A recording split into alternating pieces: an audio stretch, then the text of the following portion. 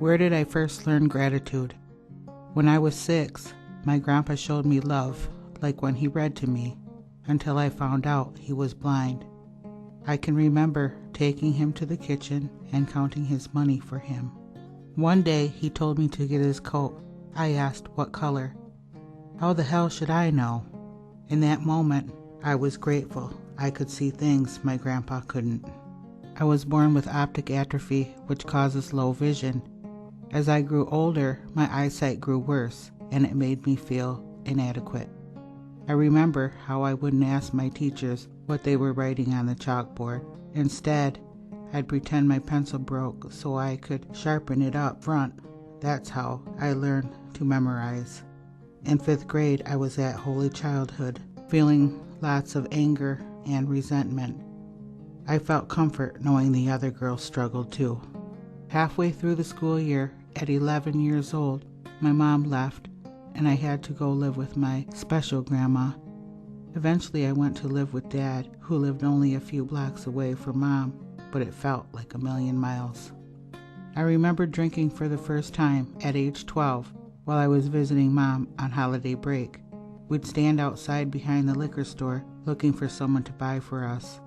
Back then, you could use someone's birth certificate. That's how we got cigarettes too. Drinking took away my feelings of inadequacy and abandonment.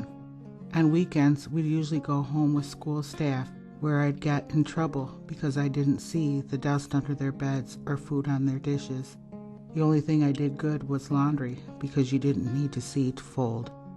Pretty soon I became a teen parent, looking for love in the wrong places. I moved into my own apartment and went to school until I graduated. That was my life. 4 years later, I got married at age 18. After several years of drinking and drugging pretty heavily, I began telling myself, poor me. My husband went to prison. Poor me, my kids have no dad.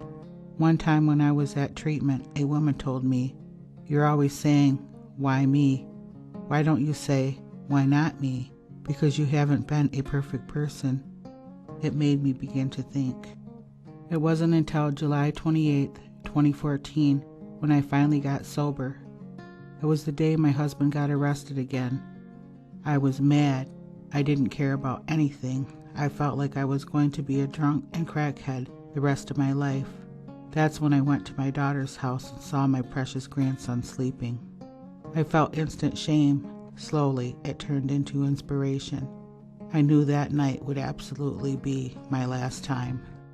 The next day, I picked up the phone and called Mom. Next thing you know, I was driving with her through West Virginia, and I was thankful for being alive. I am still on my journey of recovery. I choose gratitude instead of self-pity. Even though I might have a messy house, I am grateful for the little hands and feet that made it. And even though I may still have family issues, I am grateful for Creator's blessings and that I can still breathe.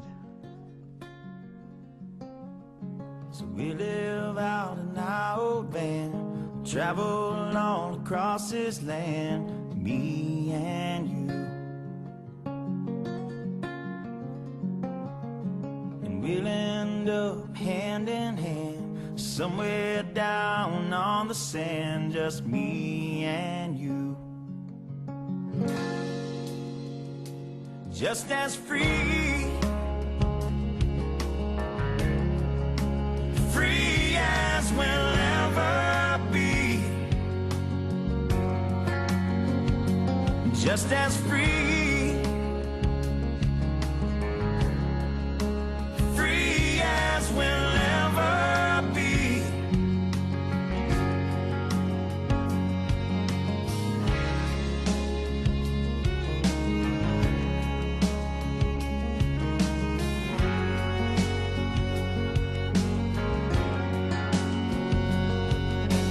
Drive until the city lights dissolve into a country sky, just me and you.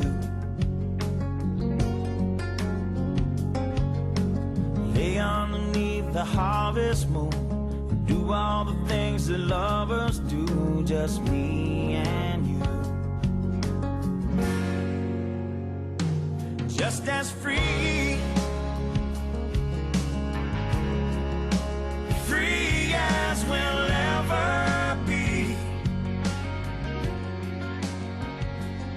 just as